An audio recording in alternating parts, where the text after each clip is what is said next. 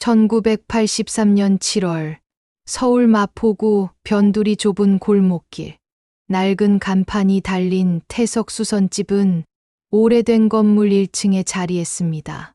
지나가는 행인들은 가끔 창문 너머로 재봉틀 앞에 앉아 있는 한 노인의 모습을 볼 수 있었습니다. 김태석, 63세. 그는 50살이 넘은 낡은 재봉틀과 함께 30년이 넘는 세월을 이곳에서 보냈습니다. 비 내리는 저녁, 수선집 안에는 형광등 불빛이 차갑게 빛났습니다. 빗소리와 함께 라디오에서는 조용한 음악이 흘러나왔습니다. 태석은 안경을 코끝으로 밀어 올리며 낡은 양복 바지 수선을 마무리하고 있었습니다. 갑자기 라디오 음악이 끊기고 아나운서의 목소리가 흘러나왔습니다. KBS 특별 생방송 이산 가족을 찾습니다. 내일 아침 9시부터 시작됩니다. 6.25 전쟁으로 흩어진 가족을 찾는 이 특별 생방송은 태석의 손이 멈췄습니다. 바늘에 꿰었던 실이 팽팽하게 당겨진 채로 그는 라디오를 바라보았습니다. 천천히 일어나 라디오 볼륨을 줄이고 방 한 구석 오래된 서랍장으로 걸어갔습니다. 세 번째 서랍을 열자 낡은 나무 상자가 보였습니다. 상자를 꺼내 조심스럽게 열었습니다. 그 안에는 바랜 연두색 손수건 하나가 정성스레 접혀 있었습니다. 손수건을 조심스럽게 펼치며 태석은 속삭였습니다. 엄마, 순이야, 아직도 살아계실까? 거친 손가락으로 손수건의 구석에 수놓아진 명자라는 이름을 쓰다듬었습니다. 33년 전 그 시간이 불현듯 파도처럼 밀려왔습니다. 1950년 6월 평안남도 안주군 남리마을. 이른 여름 아침 동네는 생기로 가득했습니다. 청록색 산들이 마을을 감싸고 그 사이로 맑은 강물이 흐르는 전형적인 농촌 풍경이었습니다. 명자는 마당에서 빨래를 널고 있었습니다. 51의 나이에도 명자의 얼굴에는 단단함이 남아 있었습니다. 남편을 일찍 여의고 홀로 아들 태석과 딸 순이를 키우는 삶은 결코 쉽지 않았지만 그녀는 늘 감사함을 잊지 않았습니다. 엄마, 아침 다 됐어요. 16살 순이가 부엌에서 외쳤습니다. 그래, 잠깐만 이 빨래만 마저 널고. 명자는 손수건을 빨랫줄에 걸며 미소 지었습니다. 20살 태석은 마을 서당에서 그를 가르치는 훈장님의 제자로 그날도 일찍 서당으로 향했습니다. 태석은 어린 동생들에게 한글과 산수를 가르치는 일을 돕고 있었습니다. 어릴 적부터 책을 좋아했던 태석은 언젠가 큰 학교에서 공부하는 것이 꿈이었습니다. 아침 식사 자리에서 명자는 아이들을 바라보며 행복을 느꼈습니다. 저녁에는 태석이 책을 읽어주고 순이는 새로 배운 노래를 불러주었습니다. 비록 가난했지만 그들의 집에는 웃음이 끊이지 않았습니다. 태석아, 너 서울 가서 시험 한번 보지 않을래? 훈장님이 네 실력이면 대학도 갈 수 있다고 하시던데. 태석은 머뭇거리며 밥그릇을 내려놓았습니다. 엄마, 그래도 여기에 남아있는 게 좋아요. 서울은 너무 멀고 엄마랑 순이도 있잖아요. 명자는 아들의 머리를 쓰다듬었습니다. 사람은 때로는 날개를 펴고 더 넓은 세상으로 나가봐야 한단다. 너는 분명 큰 사람이 될 거야. 그 평화로운 아침이 그들의 마지막 일상이 될 줄은 아무도 몰랐습니다. 1950년 6월 25일 일요일 새벽 4시 38선 전역에서 북한군의 기습남침이 시작됐습니다. 그러나 남리마을 사람들은 그 사실을 알지 못한 채 평소와 다름없는 하루를 시작했습니다.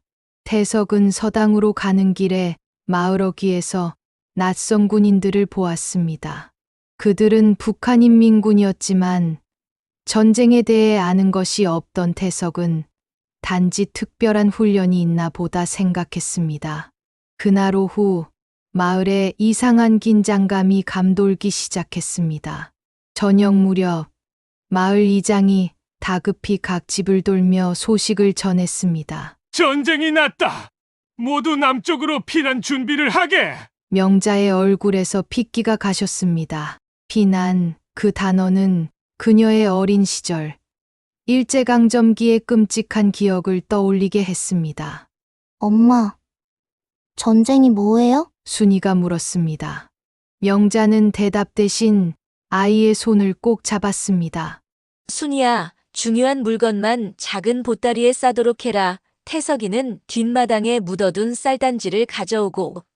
밤새 마을은 혼란에 빠졌고 어디로 가야 할지, 무엇을 준비해야 할지 아무도 확실히 아는 사람이 없었습니다. 그저 서로에게 들은 소문과 공포를 나눌 뿐이었습니다. 서울이 함락됐대. 미군이 곧 온대. 전쟁은 금방 끝날 거래. 다음 날 아침, 명자는 결단을 내렸습니다. 우리도 남쪽으로 가자. 여기 있다간 젊은 태석이가 군대에 끌려갈지도 몰라. 가족은 작은 보따리를 꾸렸습니다. 마지막으로 명자는 방구석에 있는 작은 암을 열었습니다. 그 안에는 남편이 남긴 유일한 유품인 회중시계와 명자 자신이 직접 술을 놓은 손수건들이 있었습니다. 명자는 잠시 고민하다가 자신이 이름이 순화진 연두색 손수건 2장을 꺼내 각각 태석과 순이의 호주머니에 넣어 주었습니다. 이건 너희 마음이 불안할 때 꺼내보거라. 엄마가 늘 너희와 함께 있다는 걸 기억하게 해줄 거다. 피난길은 지옥 그 자체였습니다. 수천 명의 사람들이 좁은 도로에 몰려 남쪽을 향해 걸었습니다. 노인들과 어린아이들은 걷다 쓰러졌고 가족들은 서로를 부르는 목소리로 아비규환이었습니다. 7월의 뜨거운 태양 아래 명자와 태석, 순이는 손을 꼭 잡은 채 대동강을 건너는 다리로 향했습니다. 다리는 이미 사람들로 가득 찼고 군인들은 질서를 유지하려 고함을 질렀습니다. 빨리 움직이세요. 인민군이 접근 중입니다. 공포에 질린 군중이 한꺼번에 움직이며 혼란이 가중됐고 명자는 필사적으로 아이들 손을 붙잡았습니다. 순이야, 태석아, 엄마 손 절대 놓지 마. 그때였습니다. 멀리서 포성이 들리고 사람들이 더욱 미친 듯이 밀려들었습니다.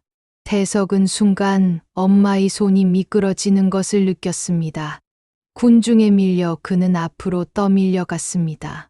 태석은 엄마와 순이를 절박하게 외쳤지만 목소리는 혼란 속에 묻혔습니다.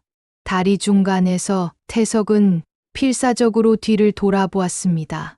수백 개의 얼굴 사이로 그는 잠시 엄마의 얼굴을 발견했습니다. 엄마는 순이의 손을 꼭 잡은 채 다른 한 손을 높이 들어 무언가를 흔들고 있었습니다.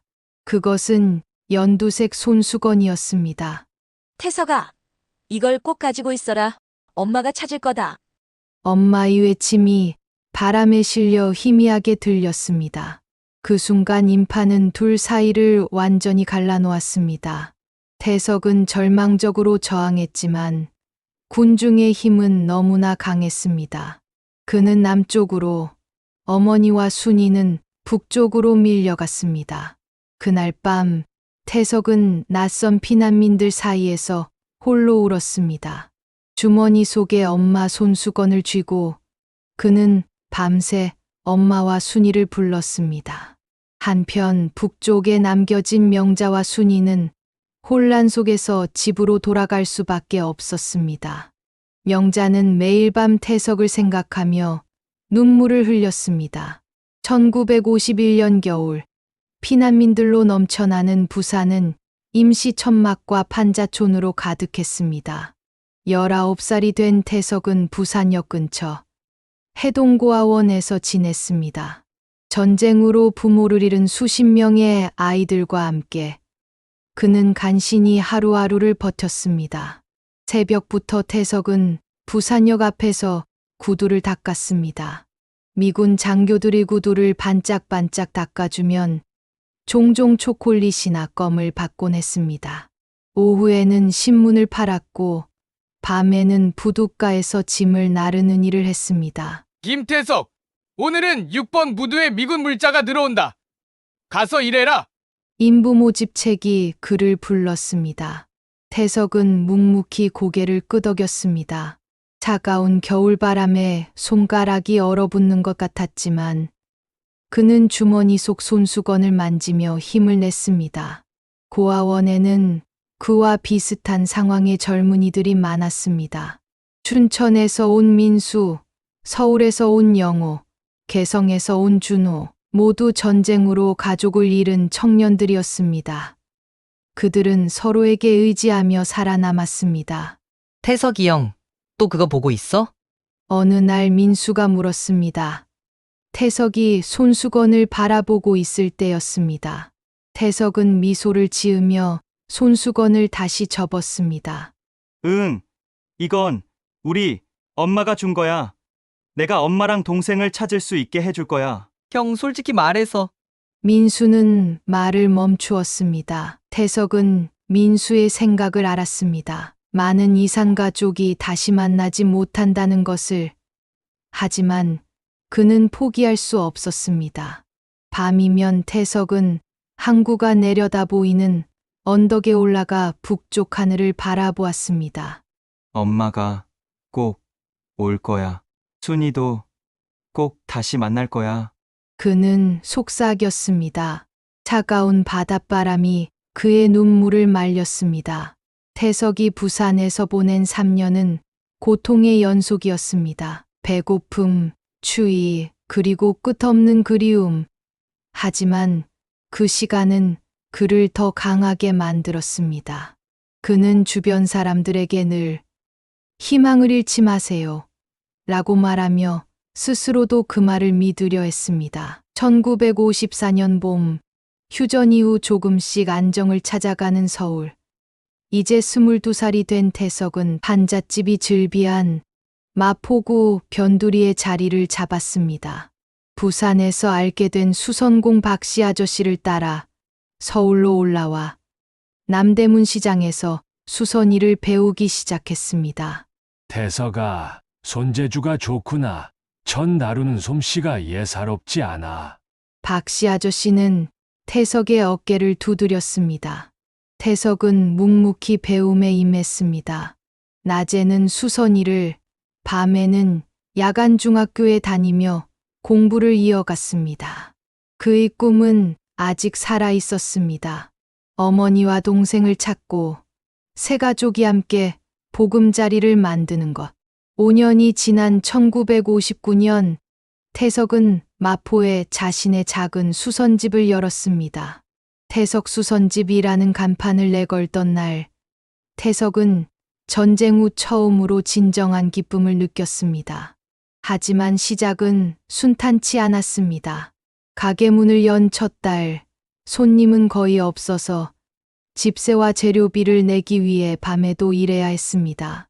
이런 구석진 곳에 수선집을 열다니 곧 문 닫겠네. 이웃 가게 주인이 수군거렸습니다. 태석은 말없이 일에 집중했습니다. 그의 손에서는 낡은 옷들이 새 것처럼 변했고 찢어진 이불은 튼튼하게 살아났습니다. 태석의 정성과 솜씨는 서서히 입소문을 타기 시작했습니다. 태석이네 가면 버릴 옷도 다시 입을 수 있대. 가격도 착하고 사람도 참 좋대. 2년 후 태석의 수선집은 동네에서 없어서는 안 될 곳이 되었습니다. 그는 처음으로 조수를 들이고 더 넓은 가게로 이전할 수 있었습니다. 그러나 성공 속에서도 태석의 마음 한구석은 늘 비어 있었습니다. 저녁이면 그는 가게 뒤편 작은 방에서 어머니의 손수건을 꺼내 들었습니다. 시간이 흐를수록 손수건의 색은 바래갔지만 그의 기억 속 어머니와 순이의 얼굴은 더욱 선명해졌습니다. 밤하늘의 별을 바라보며 그는 중얼거렸습니다. 엄마, 나 여기 있어요. 한편 북쪽에 남게 된 명자는 전쟁 후 급격히 변한 북한 사회에서 하루하루를 버텨나갔습니다. 집단 농장에서 새벽부터 밤까지 일하며 딸 순이와 함께 살아갔습니다. 엄마, 오늘은 배급이 좀 늘었대요. 18살이 된 순이가 말했습니다. 명자는 쓴웃음을 지었습니다. 배급이라고 해봐야 한 가족이 이틀도 먹기 힘든 양이었습니다. 하지만 명자는 불평하지 않았습니다. 살아있다는 것. 그것만으로도 감사했습니다.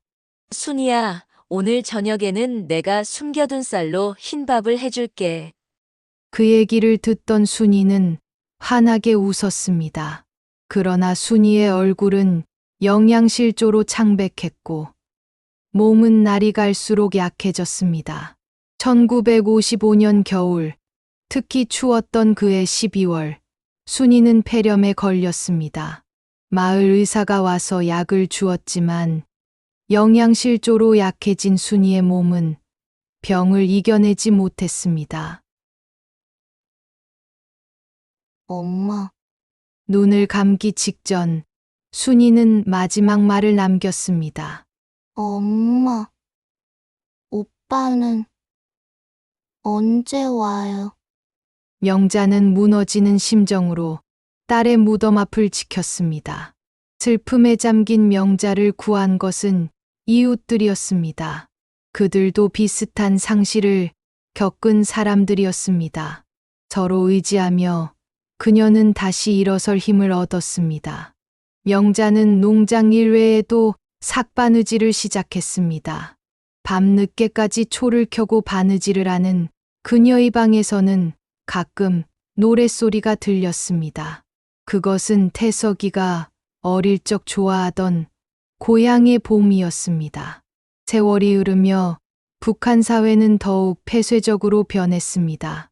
남쪽 소식은 완전히 끊겼고 사람들은 나만의 가족이 있다는 사실조차 말하기 두려워했습니다. 하지만 명자는 포기하지 않았습니다. 그녀는 몰래 전쟁 중에 알게 된 적십자사 직원을 통해 태석이 이름을 이산가족 명단에 올렸습니다. 언젠가는 꼭 만날 수 있을 거야. 명자는 매일 밤 기도했습니다. 남편이 남긴 낡은 가족 사진과 태석의 어린 시절 신발을 보며 명자는 희망의 불씨를 지켰습니다. 1970년대 대한민국은 급격한 산업화를 겪고 있었습니다. 서울의 풍경은 매일같이 변했고 사람들의 옷차림과 말투도 달라졌습니다. 마포의 태석 수선집도 이제는 동네에서 가장 오래된 가게 중 하나가 되었습니다. 태석은 이제 40이 넘은 중년이 되었습니다. 그의 손길을 거친 수많은 옷들처럼 그의 삶도 조금씩 형태를 갖추어 갔습니다. 수선집은 더 커졌고 그는 몇몇 젊은이들에게 기술을 가르치기도 했습니다. 선생님, 이렇게 하면 되나요?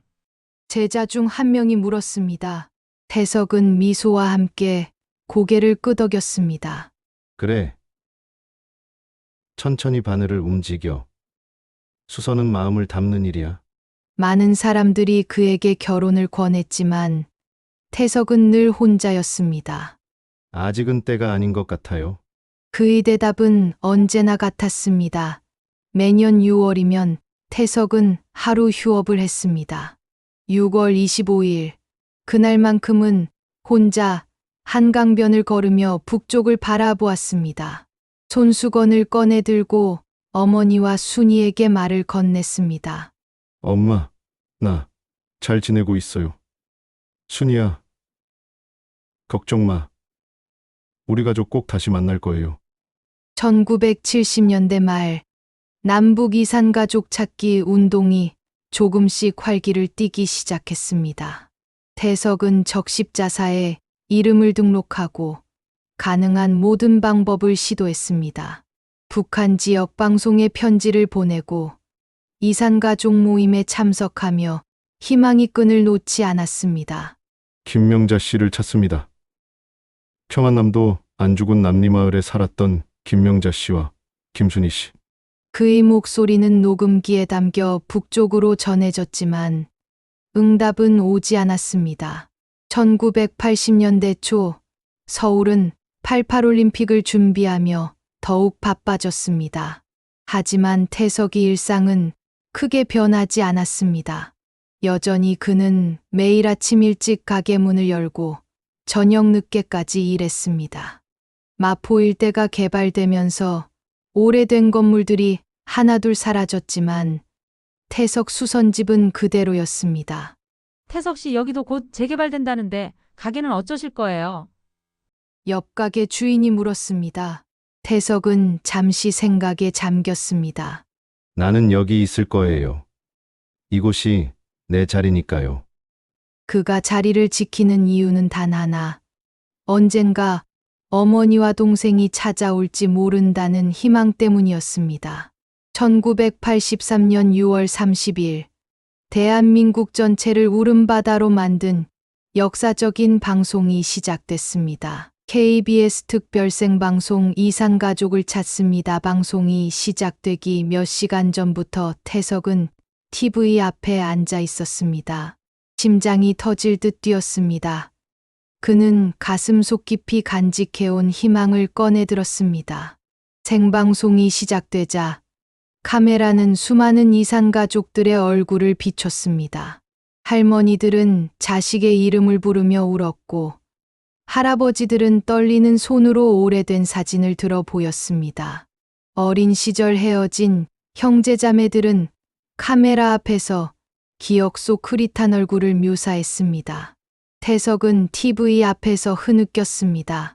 그의 손가락 사이로 낡은 손수건이 꼭 쥐어져 있었습니다. 수선집 전화가 울렸습니다. 옆 가게 주인이었습니다. 태석 씨, 빨리 신청해요. 지금 KBS에 전화하면 방송에 나갈 수 있대요. 태석은 떨리는 손으로 전화를 걸었습니다. 수십 번의 시도 끝에 겨우 연결됐습니다. 여보세요. 제 이름은 김태석입니다. 저는 평안남도 안주군에 김명자와 김순희를 찾고 있습니다. 다음 날 태석은 KBS 방송국 앞에 새벽부터 줄을 섰습니다. 수천 명의 사람들이 모여 있었습니다. 모두가 비슷한 표정을 짓고 있었습니다. 설렘과 두려움, 그리고 간절함이 뒤섞인 눈빛들. 마침내 그의 차례가 왔습니다. 카메라 앞에 선 태석은 시간이 멈춘 듯한 느낌을 받았습니다. 제 이름은 김태석입니다. 1950년 6월 25일 평안남도 안주군 남리마을에서 어머니 김명자, 여동생 김순희와 헤어졌습니다. 당시 저는 20살이었고 동생 순희는 16살이었습니다. 그는 손수건을 꺼내 카메라에 보여주었습니다. 이것은 제 어머니가 주신 손수건입니다. 여기 순호아진 명자라는 이름, 엄마, 보고 계신가요? 저는 여기 서울 마포구에 있습니다. 태석 수선집을 하고 있어요. 목이 메어 더 이상 말을 잇지 못하는 태석의 모습이 전국으로 방송됐습니다. 김명자, 평안남도 김명자 찾습니다. 그의 목소리가 전해질 때 그의 심장은 멎을 듯 뛰었습니다. 방송 후 태석은 매일 전화를 기다렸습니다. 하지만 소식은 없었습니다. 일주일, 한 달이 지나도 그의 기다림은 계속됐습니다. 한편 북한 평양의 한 아파트. 명자는 이웃집에서 우연히 남한 방송을 몰래 보게 되었습니다. 명자는 믿을 수 없는 광경을 목격했습니다. 화면 속 머리가 희끗희끗한 중년 남성이 자신의 이름을 부르고 있었습니다. 그리고 그가 들고 있는 그 손수건. 명자는 그 자리에서 쓰러질 뻔했습니다. 태석아. 명자는 떨리는 손으로 화면을 만졌습니다. 33년 만에 아들의 얼굴을 본 그녀의 눈에서는 눈물이 쏟아졌습니다. 다음 날 명자는 용기를 내어 지역 당 간부를 찾아갔습니다. 그녀는 이산가족 상봉 신청서를 작성했습니다. 그것은 큰 위험을 감수하는 일이었지만 명자의 마음은 그 두려움보다 강했습니다. 방송 후 3개월, 1983년 9월에 어느 아침, 태석이 가게 문을 열고 있을 때 전화벨이 울렸습니다. 여보세요. 김태석 씨 되십니까? 네. 맞습니다. 저는 대한적 십자사 이산가족 담당 김영수라고 합니다. 김태석님, 좋은 소식이 있습니다. 태석의 손에서 전화기가 미끄러질 뻔했습니다. 김명자님의 생존이 확인되었습니다. 그 말을 들은 순간 태석은 주저앉아 울었습니다. 33년 그 긴 세월 동안 꺼지지 않고 남아있던 희망의 불씨가 활활 타오르기 시작했습니다. 다만 김순희님은 1955년에 별세하신 것으로 확인됐습니다. 죄송합니다. 태석의 눈에서 눈물이 쏟아졌습니다. 기쁨과 슬픔이 뒤섞인 눈물이었습니다. 소식은 빠르게 퍼졌습니다. 남대문 시장 상인들, 오랜 단골들, 이웃들이 태석이 가게로 모여들었습니다. 모두가 그를 축하해 주었습니다. 사람들은 태석을 부둥켜 안았습니다. 그의 눈물이 마르기도 전에 상봉 날짜가 정해졌습니다. 10월 15일 강원도 속초에서 어머니를 만나게 될 것입니다. 그날 밤 태석은 잠을 이루지 못했습니다. 그는 서랍에서 그 손수건을 꺼내 가슴에 안고 나서야 겨우 잠을 청했습니다. 1983년 10월 15일 속초 이산가족 상봉장. 아침부터 안개가 자욱했지만 상봉장 주변은 이미 사람들로 붐볐습니다. 기자들, 경호원들, 그리고 수많은 이산가족들이 모여 있었습니다. 태석은 아침 일찍 서울을 출발해 속초에 도착했습니다. 그는 어제 이발을 하고 새 옷도 샀습니다. 33년 만에 어머니를 만나는 날, 그는 가장 좋은 모습을 보이고 싶었습니다. 김태석님, 이쪽으로 오세요. 안내원이 그를 대기실로 안내했습니다. 대기실에는 이미 여러 가족들이 앉아 있었습니다. 모두 긴장한 표정이었습니다. 누군가는 오래된 사진을 보고 있었고, 또 다른 이는 작은 선물 상자를 만지작거리고 있었습니다. 태석은 가방에서 손수건을 꺼내 주머니에 넣었습니다. 손은 계속 떨렸습니다. 창밖을 바라보며 깊게 숨을 들이마셨습니다. 태석의 심장은 더욱 빠르게 뛰기 시작했습니다. 숨이 막힐 것 같았습니다. 드디어 그의 번호가 호명됐습니다. 7번 김태석님. 태석은 떨리는 다리로 만남이 장소로 향했습니다. 큰 홀에 들어서자 그는 맞은편 문을 응시했습니다. 그 문이 열리고 북한 측 가족들이 한 명씩 들어오기 시작했습니다. 그때였습니다. 어느 노부인이 떨리는 발걸음으로 들어왔습니다. 하얀 머리에 깊게 패인 주름. 하지만 그 눈빛은 태석이 기억하는 그대로였습니다. 어머니였습니다. 84세가 된 김명자였습니다. 그녀는 천천히 주위를 둘러보다가 태석과 눈이 마주쳤습니다. 잠시 그 자리에 얼어붙은 듯했습니다. 태석이? 태석은 주머니에서 손수건을 꺼내 높이 들었습니다. 연두색 바랜 손수건. 그러자 명자의 눈에서 눈물이 쏟아졌습니다. 두 사람은 달려가 서로를 껴안았습니다. 33년의 세월이 한순간에 무너졌습니다. 어머니의 작은 몸이 태석의 품 안에서 흐느꼈습니다. 서로를 부둥켜 안은 채 쓰러질 듯 흔들렸습니다. 주변의 가족들도 모두 울고 있었습니다. 카메라 플래시가 터졌지만 태석과 명자는 아무것도 보지 못했습니다. 그들의 세계에는 오직 서로만 존재했습니다. 이산가족 상봉은 단 3일, 72시간이 주어졌습니다. 태석과 명자는 상봉장 안 작은 방에서 그 귀중한 시간을 보냈습니다. 명자는 아들의 얼굴을 양손으로 감싸며 미소 지었습니다. 그들은 33년이 시간을 채우기 위해 쉴 새 없이 이야기했습니다. 태석은 부산에서의 고아원 생활, 서울에서 수선이를 배운 이야기, 그리고 자신의 가게를 연 과정을 들려주었습니다. 명자는 북한에서의 삶을 조심스럽게 이야기했습니다. 집단 농장에서의 고된 노동, 순이의 병과 죽음, 그리고 그 후의 외로운 세월. 명자의 이야기를 들으며 태석은 몇 번이고 눈물을 훔쳤습니다. 순이가 마지막까지 오빠 이름을 불렀단다. 명자의 말에 태석은 더 이상 참지 못하고 엉엉 울었습니다. 밤이 되자 그들은 나란히 누워 손을 잡고 잠들었습니다. 마치 태석이 어린 시절 그랬던 것처럼 잠들기 전 명자는 아들의 이마에 키스했습니다. 아들아, 살아줘서 고맙다. 둘째 날 그들은 준비해온 사진과 물건들을 보여주었습니다. 태석은 수선집 사진과 함께 그동안 모아둔 어머니를 위한 작은 선물들을 꺼냈습니다. 손수건, 목도리, 그리고 작은 금반지. 이건 엄마를 위해 매달 조금씩 모았어요. 태석이 말했습니다. 명자는 떨리는 손으로 선물을 받았습니다. 상봉장의 분위기는 슬픔과 기쁨이 공존했습니다. 한쪽에선 아버지와 아들이 껴안아 울고 다른 쪽에선 형제가 마주 앉아 사진을 맞춰보며 흐느꼈습니다.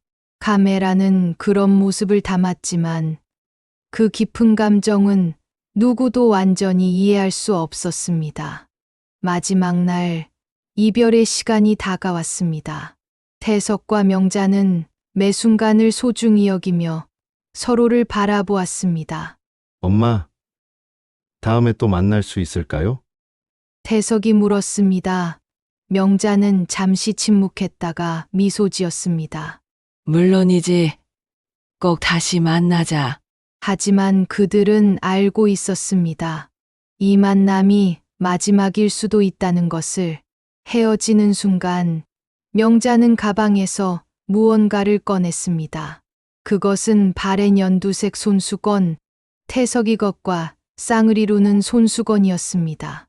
태석은 어머니의 손수건을 받아들고 자신의 것을 건넸습니다. 그들은 마지막으로 꼭 껴안았습니다. 버스가 기다리고 있었습니다. 북측 가족들이 한 명씩 올라탔습니다. 명자는 창가 자리에 앉아 손을 흔들었습니다. 태석도 손을 들어 흔들었습니다. 엄마, 건강하세요. 꼭 다시 만나요. 아들아, 고맙다. 행복하게 살아라. 버스가 출발하자 태석은 무너져 주저앉았습니다. 주변 사람들이 그를 부축했지만 그의 눈은 오직 멀어져가는 버스만을 쫓았습니다. 상봉 후 서울로 돌아온 태석은 며칠 동안 가게 문을 닫았습니다. 그는 홀로 상봉이 순간들을 되새기며 시간을 보냈습니다. 어머니의 목소리, 손길, 그리고 냄새까지 모든 것을 기억하려 했습니다. 그는 어머니에게서 받은 손수건을 작은 액자에 넣어 가게 벽에 걸었습니다. 그 옆에는 상봉 당시 찍은 사진도 함께 있었습니다. 시간이 흐르며 태석은 일상으로 돌아갔습니다. 하지만 그의 삶은 분명 달라졌습니다. 더 이상 그는 혼자가 아니었습니다. 비록 물리적으로는 떨어져 있지만 어머니가 살아있다는 사실 자체가 그에게 큰 위안이 되었습니다. 1984년 봄, 북에 계신 어머니로부터 편지가 왔습니다. 짧고 형식적인 편지였지만 태석은 그것을 보물처럼 여겼습니다. 그는 즉시 답장을 썼고 그렇게 간헐적인 편지 교환이 시작됐습니다. 그해 가을 또 한 통의 편지가 왔습니다. 하지만 이번에는 다른 사람의 필체였습니다. 태석은 편지를 열자마자 알았습니다. 나쁜 소식이라는 것을. 김태석 동무께 어머님께서 지난 8월 15일 새벽에 평안히 눈을 감으셨습니다. 태석은 처음으로 큰 소리로 울었습니다. 상봉 후 불과 10개월 만의 일이었습니다. 그는 가게 문을 닫고 사흘 동안 아무도 만나지 않았습니다. 엄마 잘 계세요. 그곳에선 아프지 마세요. 순이도 잘 부탁해요. 상실감은 컸지만 태석은 마지막으로 어머니를 만날 수 있었다는 사실에 감사했습니다.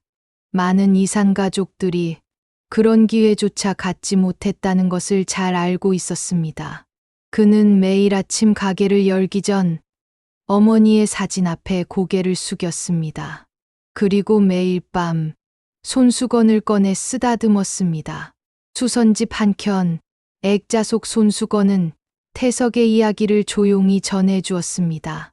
단골 손님들은 그 이야기를 알게 되었고 새로운 손님들은 호기심 어린 눈으로 액자를 바라보곤 했습니다. 이건 내 어머니가 돌아왔다는 증거입니다. 태석은 종종 설명했습니다. 손님들은 그 이야기에 눈물을 글썽였습니다. 특히 나이 든 사람들은 깊은 공감을 표했습니다. 그들 중 많은 이들도 비슷한 아픔을 간직하고 있었기 때문입니다. 1985년 서울은 변화의 바람이 불었습니다. 도시는 더욱 현대화되었고 사람들의 삶도 빠르게 변했습니다. 태석의 동네도 재개발이 시작되었습니다. 오래된 건물들이 하나둘 사라지고 새로운 아파트와 상가들이 들어섰습니다. 태석은 오랜 고민 끝에 가게를 이전하기로 했습니다. 새로운 장소는 이전보다 더 넓고 밝았습니다. 그는 처음으로 직원을 2명이나 고용했습니다. 선생님, 이제 좀 쉬세요. 저희가 할게요. 젊은 직원이 말했습니다. 태석은 미소 지었습니다. 아니야. 난 일하는 게 좋아. 그게 내 삶이니까. 그의 수선 기술은 이제 서울에서 최고로 인정받았습니다. 특히 오래된 옷을 복원하는 작업에서는 타의 추종을 불허했습니다. 대학에서 전통 의상을 연구하는 교수들도 종종 그를 찾아와 조언을 구했습니다. 태석은 자신의 기술을 젊은이들에게 가르치는 일에도 열정을 쏟았습니다. 그는 수선 기술뿐만 아니라 삶의 지혜도 함께 전했습니다. 옷을 고치는 일은 사람의 마음을 이해하는 일이야. 이 찢어진 부분을 보라고. 이게 단순한 구멍이 아니야. 이 사람의 이야기가 담겨 있는 거지. 이산가족 쌍봉 이후 태석은 다른 이산가족들을 돕는 활동에도 참여하기 시작했습니다. 그는 자신의 경험을 나누고 아직 가족을 찾지 못한 사람들에게 희망을 주었습니다. 절대 포기하지 마세요. 저도 33년을 기다렸습니다. 그 기다림이 헛되지 않았어요. 매년 6월 25일이면 그는 이산가족 모임에 참석해 자신의 이야기를 들려주었습니다. 그의 이야기는 많은 이들에게 위로가 되었습니다. 이산가족 쌍봉 후 태석은 방송국에 편지를 썼습니다. 부디 이런 기적이 더 많아지길 바랍니다. 그는 편지 봉투 끝에 적었습니다. 절대 포기하지 마세요.